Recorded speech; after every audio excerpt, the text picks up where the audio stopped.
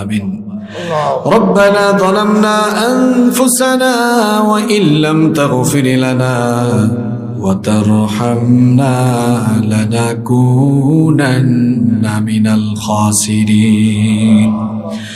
ربنا آتنا من لدنك رحمة وهيئ لنا من أمرنا رشدا.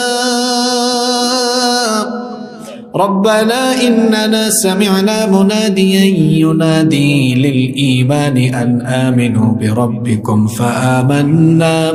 ربنا فاغفر لنا ذنوبنا وكفر عنا سيئاتنا وتوفنا مع الأبرار. ربنا هب لنا من أزواجنا وذرياتنا قرة أعين واجعلنا للمتقين إماما. ربنا اصرف عنا عذاب جهنم إن عذابها كان غراما. رب العالمين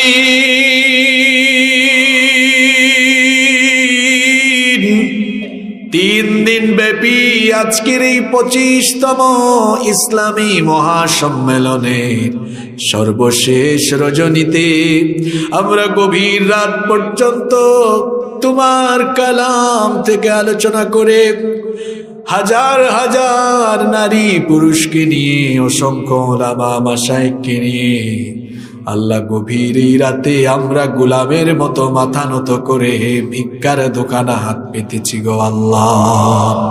ওগো আমাদের মালিক, মানুষের মৃত্যুর খবর আমাদের কানে আসে, এমন একটা দিন আসবে যখন প্রতিটি এলাকার মাইকে আমাদেরও মৃত্যুর খবর ঘোষণা হয়ে যাবে।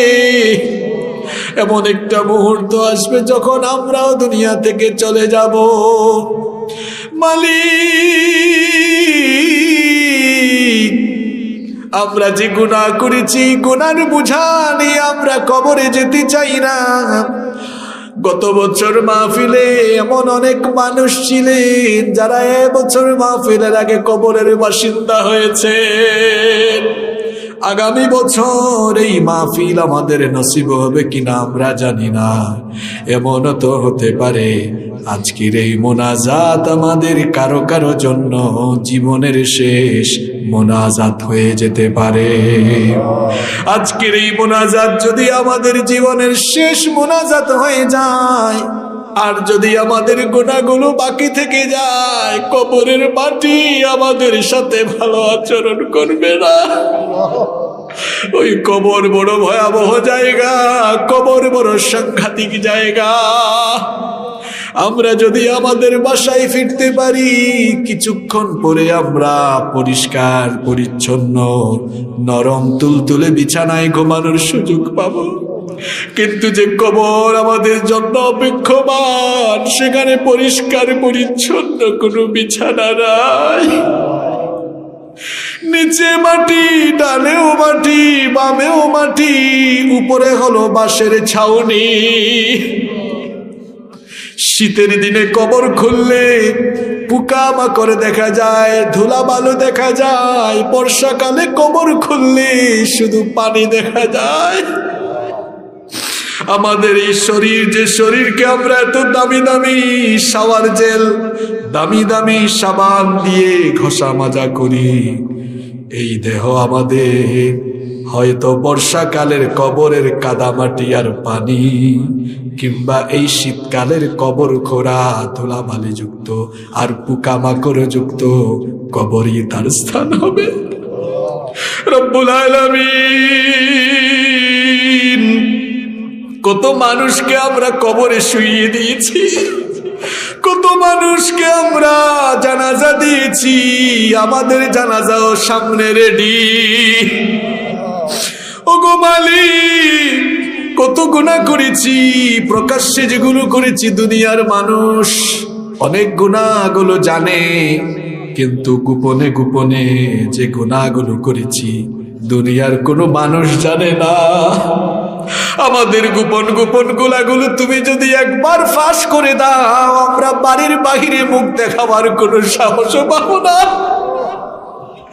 রব্বুল আলামিন, আমাদের গোপন গোপনে গুনাহগুলো তুমি ফাঁস করে দিয়ে দুনিয়া আখিরাতে আমাদেরকে লজ্জায় ফেলে দিও না। যেগুলো আমরা গোপনে গোপনে করেছি, তোমার নাম তো সত্তার, গোপনে গোপনে সেগুলো তুমি মাফ করে দাও। ওগো আমাদের মালিক, আমরা ছাড়াও তোমার অসংখ্য গোলাম আছে, কিন্তু তুমি ছাড়া তো আমাদের আর কোনো মাবুদ নাই। তুমি যদি আজ আমাদের হাজারি না শুনে আমাদেরকে মাফ না করে তাড়িয়ে দাও, আমাদের তো আর কারো কাছে গিয়ে ভিক্ষা চাওয়ার জায়গা নাই। দুনিয়ার মানুষের কাছে হাত পাতলে মানুষ খালি হাতে ফিরায় না। রব্বুল আলামিন, তুমি তো গোটা সৃষ্টি জগৎকে মাত্র 1 ভাগ দয়া দিয়েছ, আর বাকি 99 টুকরা দয়া তুমি তোমার কাছে রেখে দিয়েছ। দুনিয়ার মানুষ যদি এই অল্প দয়া পেয়ে কাউকে খালি হাতে না ফিরায়, তো তুমি তো 99 টুকরা দয়া রহমতের মালিক। আমরা তোমার কাছে ভিক্ষুকের মতো হাত পেতেছি, চোখের পানিও ছেড়ে দিয়েছি। আল্লাহ, আমাদের চোখের পানি আর ভিক্ষার হাত দেখে তুমি কি আমাদের প্রতি দয়া পরবেশ হয়ে আমাদেরকে মাফ করে দিয়ে তুমি তোমার রহমতের কোলে তুলে নিতে পারো না? ওগো আমাদের রব, জানি না এরপরে আর কোনদিন এভাবে গুনাহ মাফের সুযোগ পাবো কিনা, এভাবে ফরিয়াদের সুযোগ পাবো কিনা। আল্লাহ, আমরা হাত তুলে তোমার কাছে ভিক্ষুকের মতো ফরিয়াদ করছি। আমরা আমাদের জীবনে ছোট বড় জানা অজানা যত গুনাহ করেছি, দয়া করে আমাদের সকল গুনাহগুলো মাফ করে দিয়ে আমাদেরকে মাসুম বানিয়ে বাসায় ফিরিয়ে দাও। রব্বুল আলামিন, গভীর রাতে আমরা যখন হাত তুলেছি, আমাদের মনে পড়ে গেল আমাদের জন্মদাতা বাবার কথা। বাবা আমাদেরকে বটবৃক্ষের মতো ছায়াবি কষ্ট আর ত্যাগ স্বীকার করে লালন পালন করেছেন। বাবার কথা মনে হলে ছোটবেলার দৃশ্যগুলো স্মৃতিপটে ভেসে ওঠে। বাবা যখন খাবার খেতে বসে নিজে না খেয়ে সন্তানের মুখে তখন খাবারের লোকমা তুলে দিয়েছে। মাথার ঘাম পায়ে ফেলে কত কষ্ট করে উপার্জন করে বাবা আমাদেরকে লালন পালন ভরণ পোষণের বন্দোবস্ত করেছেন। ঈদের সময় যখন আসে, বাবা ছেঁড়া লুঙ্গি ছেঁড়া জামা কাপড় গায়ে দেয়, আর সন্তানের চেহারাটা মনটা যেন খারাপ হয়ে না যায়, বাবা নিজে ছেঁড়া কাপড় পরে সন্তানকে বাজার থেকে নতুন কাপড় কিনে দিয়েছে। সন্তান যখন কোনো বিপদে পড়ে যায়, বাবা এসে বুকে জড়িয়ে নেয় আর মাথায় হাত বুলিয়ে তখন সান্ত্বনা দেয়। আমাদের যাদের বাবা নাই, আমাদের মাথায় সান্ত্বনার হাত বুলিয়ে দেওয়ার এখন কেউ নাই। মালিক, এখানে যারা হাত তুলেছেন অনেকে তাদের মাও হারিয়ে ফেলেছেন। একটি অক্ষর মাত্র মা, কিন্তু মনে হয় যেন গোটা দুনিয়ার সকল মধু তুমি নামে ঢেলে দিয়েছো গো আল্লাহ। কত মধু মাখা, কত জাদু মাখাই নাম। মা বলে ডাক দিলেই যেন কলিজাটা ঠান্ডা হয়ে যায়। আমরা আমাদের মায়ের ঋণ তো কোনোভাবেই শোধ করতে পারবো না গো আল্লাহ। একদিন আর 2 দিন নয়, একটানা 10 মাস 40 সপ্তাহ আমাদের মা আমাদেরকে পেটে নিয়ে কত কষ্ট করেছে। রাতের বেলা যখন দুনিয়ার সকল মানুষ ক্লান্ত শরীর নিয়ে ঘুমায়, আমরা যখন আমাদের মায়ের পেটে ছিলাম একটানা 10টা মাস মাকে আমরা আরাম করে ঘুমাতে দেই নাই। সন্তান যখন পেটের ভিতরে গুতাগুতি করে নড়াচড়া করে, মায়ের তখন কলিজাটা ছিঁড়ে যাওয়ার মতো অবস্থা হয়ে যায়। মা তখন ঘুম ভেঙে বারবার বারবার চোখের পানি ছাড়ে, আর সন্তানের জন্য অপেক্ষা করে করে কষ্ট ভুলে থাকে। দিনের বেলা আমাদের মা আমাদেরকে পেটে নিয়ে সাংসারিক সকল কাজ শেষ করে ঘরের সবাইকে খাওয়ানোর পরে ক্ষুধা পেটে মা যখন খাবার খেতে বসেন, ঠিক তখনই সন্তান যখন পেটের ভেতরে নড়াচড়া দিয়ে উঠে, মায়ের তখনই বমি বমি ভাব সৃষ্টি হয়ে যায়। ক্ষুধার্ত পেটে মা না খেয়ে খাবারের প্লেটটা রেখে দিয়ে বেডরুমে গিয়ে গিয়ে শুধু কান্না করে। এভাবে যে কতদিন, কত রাত, কত মাস মা কষ্ট করেছেন, সেগুলো তুমি ছাড়া কেউ জানে না গো আল্লাহ। এরপরে যেদিন আমাদেরকে ডেলিভারির সময় আসলো, আমাদের মা সেদিন কি যে কষ্ট করলেন। বর্তমান চিকিৎসা বিজ্ঞান বলছে একজন মানুষ সর্বোচ্চ 20 থেকে 25 ইউনিট পর্যন্ত ব্যথা সইতে পারে, কিন্তু আমাদের জনম দুঃখিনী মা আমাদেরকে জন্ম দেওয়ার সময় 20 আর 25 নয়, 50 থেকে 55 ইউনিটের মারাত্মক বেদনা সহ্য করেছে। শরীরের প্রতিটি হাড় ভেঙে যাওয়ার চাইতেও নিদারুণ সেই কষ্ট, সেই যন্ত্রণা আমাদের মা কি করে যে সহ্য করেছেন, তুমি আরশের মালিক আল্লাহ আর আমাদের মা ছাড়া সেটা কেউ জানে না। দুনিয়াতে আসার পরেও আমাদের মা আমাদেরকে কত মায়া মমতা দিয়ে প্রতিপালন করেছেন। আমরা যখন অসুস্থ থাকি সারা রাত তখন মা জেগে থাকে। এই যে রাত 1টা হয়ে গেল, 2টা বেজে যাবে, 3টা বেজে যাবে, আমরা বাড়ি ফেরার আগ পর্যন্ত আমাদের বাড়ির কেউ আমাদের জন্য টেনশন করবে না, অপেক্ষাও করবে না। কিন্তু একজন আছেন আমাদের মমতাময়ী মা, তার চক্ষু বন্ধ হবে না, ঘুমাবে না, একটু পর পর ফোন করবে, বাবারে সবাই তো বাড়ি চলে আসলো, তুই কেন এখনো আসলি না? তোর টেনশনে তো আমার ঘুম লাগে না। আমাদের যাদের মা নাই তাদের ফোনের মধ্যে মায়ের কোনো কল এখন নাই। বাড়িতে গেলে দেখা যায় সবাই ঘুমিয়ে আছে, কিন্তু গভীর রাতে একজন না ঘুমিয়ে বাড়ির দরজায় তখনও পাহারাদারের মতো দাঁড়িয়ে আছেন। তিনি হলেন আমাদের মমতাময়ী মা। আমাদের যাদের মা নাই বাড়ির দরজায় আমাদের জন্য এখন আর দাঁড়িয়ে থাকার কেউ নাই। রব্বুল আলামিন তাকিয়ে দেখো, মা বাপ হারিয়ে 3 সন্তানেরা চোখের পানি ছেড়ে দিয়ে ভিক্ষার হাত তুলেছে। আল্লাহ আমাদের চোখের পানি দেখে আর ভিক্ষার হাতগুলো দেখে তোমার কি দয়া হয় না? ওগো আমাদের মালিক, আমাদের যাদের মা বাবা আমরা হারিয়ে ফেলেছি, আমাদের চোখের পানি দিয়ে আমাদের কবরবাসী মা বাবার কবরের জাহান্নামের আগুন তুমি চিরদিনের জন্য নিভিয়ে দাও। আমাদের যাদের মা বাবা বেঁচে আছেন নেক হায়াত বাড়িয়ে দাও, আমরা যেন আমাদের মা বাবার খেদমত করতে পারি তৌফিক দাও। আল্লাহুম্মা গফিরলি ওয়া লিওয়ালিদাইয়া ওয়া কুর রাব্বিরহামহুমা। আমার বাবারা, আমার ভাইয়েরা কেউ চুপ থাকবেন না, নিজেদের বাবা মায়ের জন্য সকলেই আমার সঙ্গে দোয়া করেন। সবাই পড়েন, রব্বিরহামহুমা কামা রব্বায়ানি সগীরা। রব্বিরহামহুমা কামা রব্বায়ানি সগীরা। রব্বুল আলামিন আমাদের যত আত্মীয় স্বজন কবরে চলে গিয়েছেন তাদেরকে মাফ করে দাও। বিশেষ করে আমার শ্রদ্ধেয় ভাই মাওলানা মোহাম্মদ সানাউল্লাহ ভাইয়ের মা বাবা, তার নানা নানি সকলেই দুনিয়া থেকে চলে গিয়েছেন। আল্লাহ তুমি তাদের সকলের কবরগুলোকে জান্নাতের বাগান বানিয়ে দাও।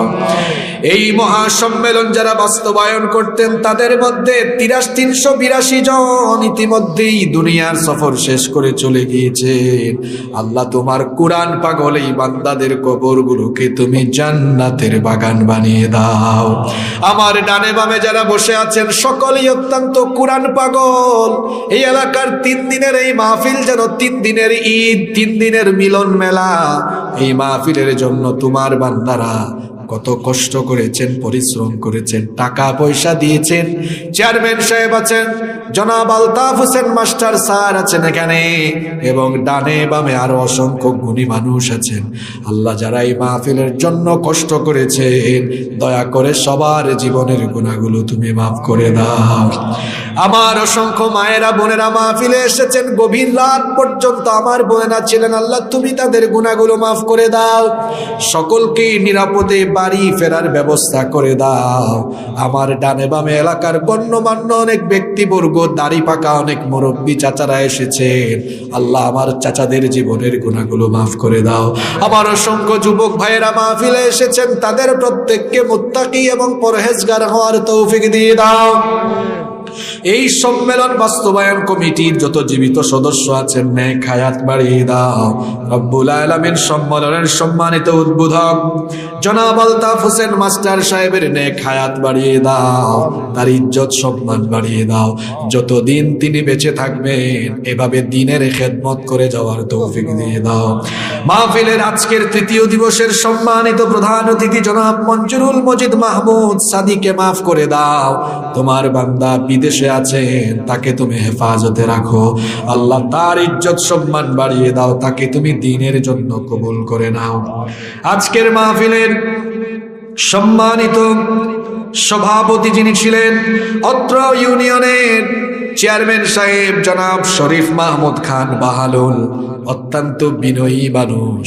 আল্লাহ তোমার বান্দাকে তুমি মাফ করে দাও, তাকে তুমি আরো বেশি সম্মানিত করে দাও।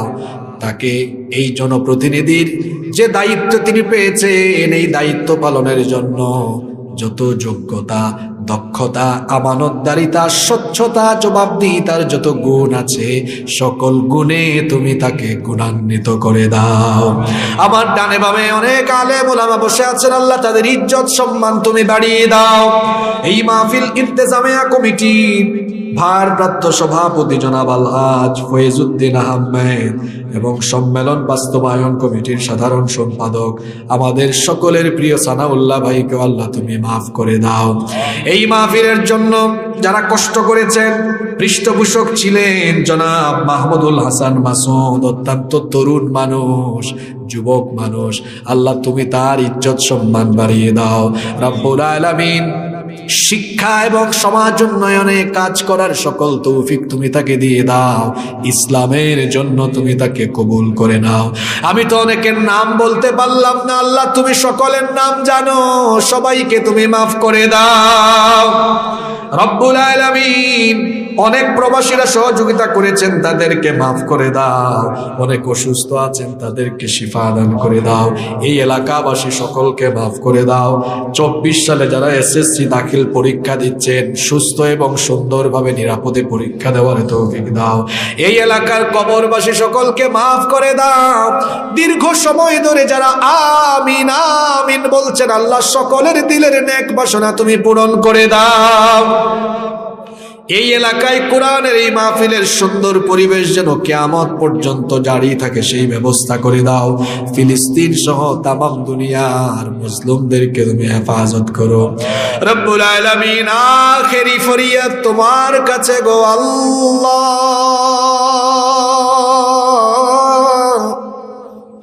এই দুনিয়াতে আমরা চিরদিন থাকবো না, সবাই আমরা একদিন বিদায় নিব। আমরা শয়তানের ধোঁকায় গুনাহ করে ফেলেছি, গুনাহ করার কারণে আমাদের উপর বেজার হয়ে তুমি আমাদেরকে গাড়ির নিচে ফেলে দিয়ে মর্মান্তিক অ্যাক্সিডেন্টে মৃত্যু দিও না। আমাদের নাফরমানির কারণে আগুনে ফেলে দুর্ঘটনায় কবলিত করে এমন মর্মান্তিক মৃত্যু তুমি আমাদেরকে দিও না। আমাদের গুনাহের কারণে এমন কোন রোগ দিও না যে রোগের কোনো চিকিৎসা দুনিয়ায় হয় না। আমাদের পাপের কারণে এমন কোন কঠিন রোগ দিয়ে পরীক্ষা করো না যে রোগের কারণে বিছানা থেকে ওঠা যায় না, বিছানায় পেশাব পায়খানা করে পেশাব পায়খানায় গড়াগড়ি করতে হয়, এমন জিল্লতি আর বেজ্জতির মৌত আমাদেরকে দিও না। রব্বুল আলামিন, যখন আমাদের মৌতের সময় চলে আসবে, নামাজে যখন তোমাকে সাজদা দেই, সাজদারত অবস্থায়, কোরআন তেলাওয়াতরত অবস্থায়, জুমার রাতে, জুমার দিনে, রমাদানের মতো বরকতময় মাসে, তাও যদি নসিব না হয়, তোমার হাবিব এবং তার সাহাবীরা হাত তুললেই তোমার কাছে যে মৌতের জন্য আহাজারি করতেন, সেই সব চাইতে শ্রেষ্ঠ মর্যাদা সম্পন্ন মৌত, শাহাদাতের মৌত আমাদেরকে নসিব করে দিও। আর মৌতের সময় আমাদেরকে পবিত্র বানিয়ে আমাদের জবান থেকে মধুর কালেমা নসিব করে দিও। লা ইলাহা ইল্লাল্লাহ মুহাম্মাদুর রাসূলুল্লাহ।